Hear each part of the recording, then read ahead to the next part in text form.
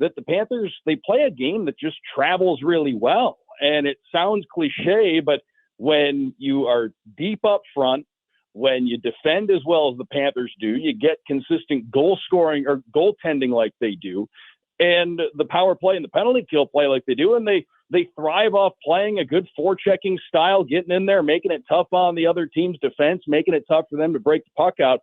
That's the kind of game that translates night to night. Doesn't matter where the game's played, doesn't matter what the matchups are. Right now, you and I have talked about this, guys. We've talked about this right here on this show. If you are just jumping on board this season, or if you've been following this team for years, just enjoy this, because this is a heck of a team. And right now they're putting a ton of pressure on the Boston Bruins. If the Panthers win tonight in Buffalo, win a fourth straight game, and the Boston Bruins get tripped up by Seattle in regulation, they could be waking up tied for the Atlantic Division lead tomorrow. And Doug, speaking of that, it's funny you just ended like the way. Do they embrace being the chased and not the chaser? Because we've been covering, we come to games, we go out there to the arena all the time. But right now, like, people are asking me in random cities about the Panthers because now they're the top of the NHL. Like, they're the team, obviously, going to the Stanley Cup last year. They're the top chase. Do they embrace being the chased and not the chaser? I think this team is just really, really comfortable in how it is night to night. Any concern or maybe any wondering how this team would respond to having a target on its back, those questions have been answered, because obviously it doesn't matter how you got there. Once you win the conference and get to a cup final, you're going to come into the next season as one of the teams that other teams have circled on their schedule, and one of the teams that other teams consider to be, one of those measuring stick type opponents. You're going to get everybody's A game, and those old phrases that you always hear. The Panthers aren't going to sneak up on anybody because everybody knows this is a really good team. But here we are inside 30 games left in the regular season. If you can believe that, this thing's just flying by.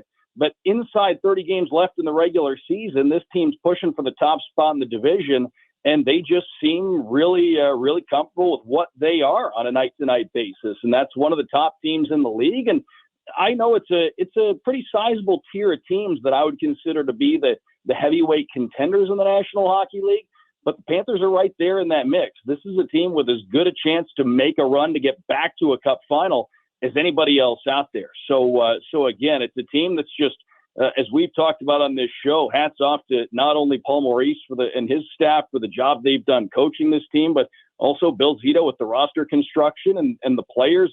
It's been a great team to watch this season, and a team that seems to be just picking up steam as it rolls along. And maybe that's a trait as well that this team learned last season. About a year ago at this time, this team was in desperation mode, fighting tooth and nail, trying to get into the playoffs. So a year ago at this time, they were trying to get into a playoff spot. Now, here we are, February 2024, and this team's going to be pushing for the top spot in the Atlantic. And Doug, anything to nitpick? Let's nitpick a little bit. Anything to nitpick?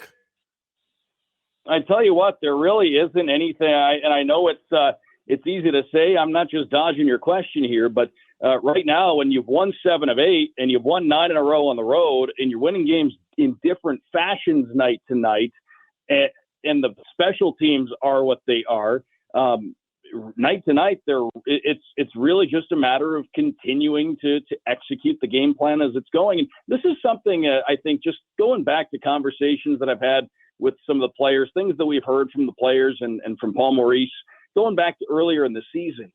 I thought a theme that really stood out that you always hear is, it's always been said they know they're building. They want their game to be trending the right way. This is a group that, they're focused on each game night to night, but they're also focused on the big picture, and that they know that they've seen what it takes to get to a cup final, and they know the importance of making sure that their game is in the right place when it comes time for Game 83 and the start of the Stanley Cup playoffs.